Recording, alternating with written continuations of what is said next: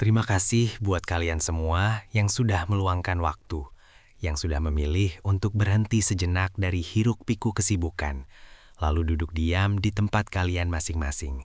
Entah itu di kamar dengan lampu yang sengaja diredupkan, di perjalanan pulang yang sunyi, atau bahkan sendirian di tengah malam, hanya untuk mendengarkan satu cerita yang mungkin akan menjadi teman melewatkan malam. Semoga dimanapun kalian berada sekarang, dalam kondisi apapun kalian mendengarkan cerita ini, keadaan kalian selalu baik-baik saja. Dan kalaupun sedang tidak baik, semoga segera sehat, dan di malam ini, kisah ini bisa menemani kalian dengan cara yang berbeda, tapi bermakna. Dan seperti biasa, di malam yang tenang seperti ini, aku akan menemani kalian dengan satu kisah tidak biasa. Sebuah cerita tentang perjalanan touring motor di malam hari, yang pada awalnya terasa sangat wajar, sangat biasa, bahkan nyaris tidak meninggalkan kesan apapun, sampai akhirnya berubah menjadi pengalaman yang, sampai sekarang, masih sulit mereka jelaskan dengan logika apapun. Jadi bro, ambil posisi paling nyaman, pasang headset kalau bisa, atur napas kalian pelan-pelan, dan mari kita mulai ceritanya.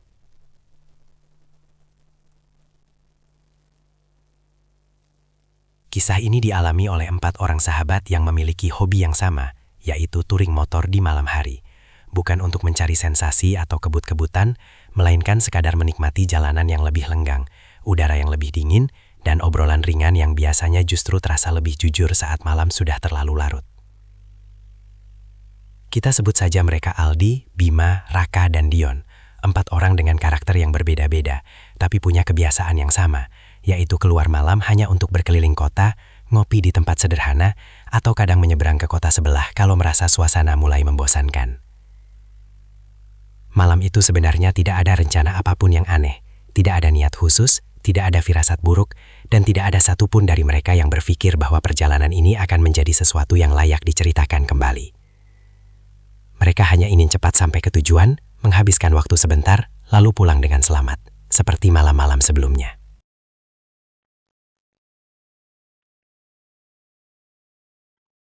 Masalah mulai muncul ketika jalur utama yang biasa mereka lewati malam itu terlihat jauh lebih padat dari biasanya.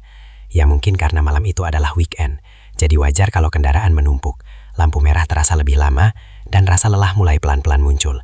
Sehingga tanpa banyak pertimbangan, mereka akhirnya melakukan hal yang hampir semua orang lakukan saat ini, yaitu sepenuhnya mempercayakan perjalanan mereka pada satu aplikasi kecil di layar ponsel, yaitu Maps dan GPS.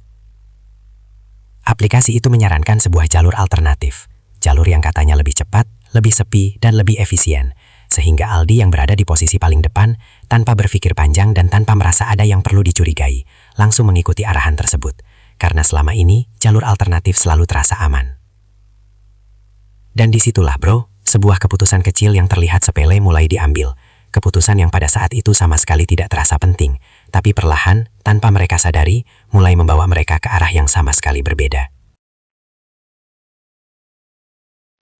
Pada awalnya, jalan yang mereka lewati masih beraspal, meskipun lebih sempit dari jalan utama, tapi tetap terlihat normal dan tidak menimbulkan kecurigaan apapun. Sampai semakin lama mereka melaju, jalan itu mulai menyempit, lampu penerangan jalan mulai jarang, dan satu persatu akhirnya menghilang, meninggalkan mereka hanya dengan cahaya lampu motor yang menembus gelap. Di kanan dan kiri, pohon-pohon tinggi berdiri terlalu rapat, menciptakan bayangan panjang yang bergerak setiap kali cahaya motor bergeser. Sementara udara yang awalnya terasa sejuk, mulai berubah menjadi dingin yang berbeda. Dingin yang tidak hanya menyentuh kulit, tapi juga terasa menekan dada, membuat napas sedikit lebih pendek dari biasanya. Yang paling aneh, hutan itu mendadak terasa sunyi. Bukan sunyi yang menenangkan seperti biasanya, melainkan sunyi yang terasa janggal, kayak lagi nonton TV dengan mode suara di mute. Benar-benar lenggang dan sepi, seolah ada sesuatu yang sengaja menahan suara. Karena biasanya ya wajarnya, hutan malam selalu hidup dengan bunyi serangga, angin yang menggerakkan daun, atau suara ranting yang patah. Tapi malam itu, semua terasa hilang, menyisakan hanya suara mesin motor dan napas mereka sendiri. Seiring waktu berjalan, obrolan yang biasanya mengisi perjalanan perlahan menghilang. Tidak ada lagi candaan ringan atau tawa kecil. Seolah-olah tanpa disadari, masing-masing dari mereka tenggelam dalam pikirannya sendiri, merasakan keganjilan yang sama, tapi tidak ada yang cukup berani untuk mengatakannya lebih dulu. Dion, yang berada di posisi paling belakang, mulai menyadari bahwa jarak antar motor terasa tidak konsisten. Kadang lampu motor di depannya terlihat sangat dekat, lalu tiba-tiba menjauh, padahal kecepatan mereka sama, dan jalan terlihat lurus tanpa belokan. Di sisi lain, Raka mulai merasa motornya semakin berat, seperti ada beban tambahan yang ikut menempel. Perasaan aneh yang membuatnya beberapa kali ingin berhenti dan menarik napas sebentar. Tapi keinginan itu selalu ia tahan, karena dalam pikirannya, rasa takut jauh lebih mudah dipendam daripada harus dijelaskan.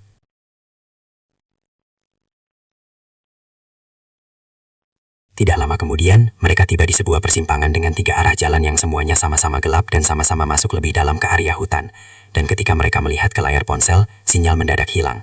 Maps hanya berkedip di sebuah area yang mereka tahu, bahwa itu jalan raya sebelum mereka masuk ke jalan alternatif itu. Tanpa banyak bicara, karena itu hanya satu-satunya pilihan, mereka mengikuti arahan itu, melaju beberapa menit ke depan, sampai akhirnya, tanpa ada yang menyadari kapan tepatnya, mereka kembali berada di persimpangan yang sama, dengan pohon besar di sebelah kiri, batu retak di kanan, dan tanda merah mencolok di batang pohon di depan. Di titik itu, tidak ada satupun yang berbicara, karena tanpa perlu dijelaskan, semuanya tahu bahwa ini bukan lagi kebetulan. Mereka mencoba sekali lagi dengan jalur yang berbeda, kecepatan yang sama, dan harapan bahwa ini hanya kesalahan arah, tapi hasilnya tetap tidak berubah, karena persimpangan itu kembali menyambut mereka, seolah hutan itu sengaja mempermainkan. Ketakutan yang sebelumnya samar kini terasa nyata, berat, dan menetap di dada, bukan dalam bentuk kepanikan, tapi seperti sesuatu yang diam-diam mengawasi. Saat motor melaju lebih pelan, Aldi tiba-tiba melihat sesosok berdiri di pinggir jalan, dan pada awalnya ia mengira itu hanya orang biasa yang tersesat, sampai lampu motornya menyentuh sosok tersebut dan memperlihatkan baju putih kusam dengan rambut panjang yang menutupi wajah, berdiri diam tanpa bergerak sedikit pun. Refleks ini berhenti muncul begitu saja, tapi sebelum itu terjadi, Raka berbisik pelan, meminta Aldi untuk tidak menghentikan motor, dan mereka pun terus melaju, meninggalkan sosok itu di belakang. Meskipun ketika mereka melihat ke spion, sosok tersebut sudah menghilang begitu saja. Tidak lama setelah kejadian itu, suara motor Dion yang berada di belakang tiba-tiba menghilang. Bukan karena menjauh, tapi benar-benar hilang, seolah terputus begitu saja, membuat mereka semua berhenti dan memanggil namanya berkali-kali tanpa mendapatkan jawaban.